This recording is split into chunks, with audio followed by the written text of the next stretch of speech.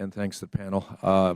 Director Jarvis, in December of 2011, you issued an NPS memo establishing a ban on plastic water bottles sales in the national parks.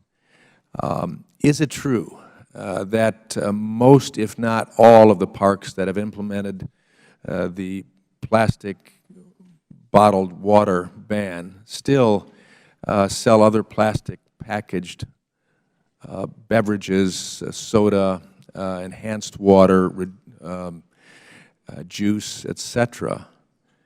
Is that still the case? Yes, sir, they still do. Do you feel it is safe and healthy to ban the sale of bottled water? When the public are provided an ample opportunity to get that water from a variety of sources, which we've built in, that's a requirement of the policy. They have to have filling stations throughout the park in order for them to refill reusable bottles. Can you say with absolute certainty that this ban on plastic water bottles has reduced the garbage in national parks? Yes, with certainty. Absolutely. What analysis has been conducted? We collect data on our solid waste management. I don't have that in front of me, but I'd be glad to get back to you specifically on the reduction of waste in the waste stream. Well, I'd like to see that on reduced waste. I'd like to see it on decreased disposal costs, information on that. I'd like to see it on increased recycling since implementation. Those are issues I'd like to see. Because frankly, the question still remains, we get rid of the water in bottles and the sales of those water bottles, but we don't get rid of the sale of pop in the same bottles, energy drinks in the same bottles, juices in the bottles as well. My concern is that, I mean, we know that we need water. I've hiked enough of the national parks all across this nation to know that that's important. And the fact of the cost of putting in water filling stations leaves me a concern that there are contractual issues that we ought to be concerned with as opposed to simply letting the sales take place to people who need the water.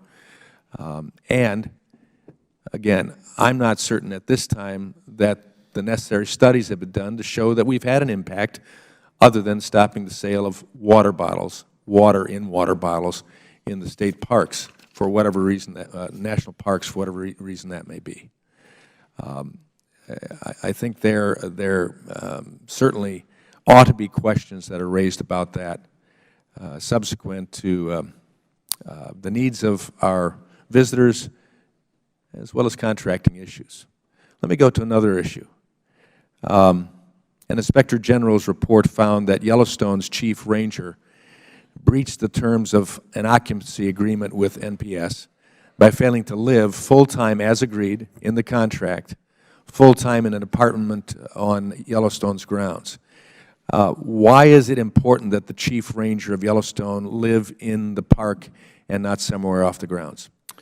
So in many of our national parks, we have what's known as required occupancy.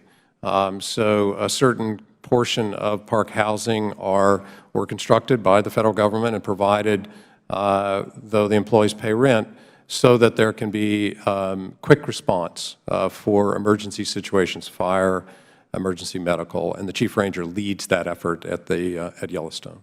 So there's a potential of a loss of security, safety to park visitors, as well as staff without the head ranger living on site.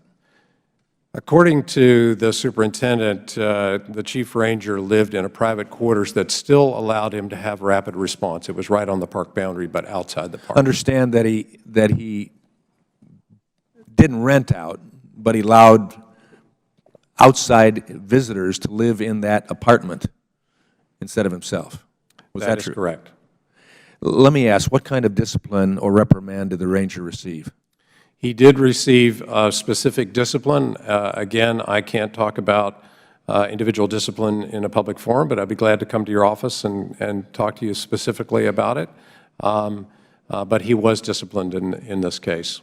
Is he still in the same place? He is not. He is a superintendent at Devil's Tower, which was a demotion.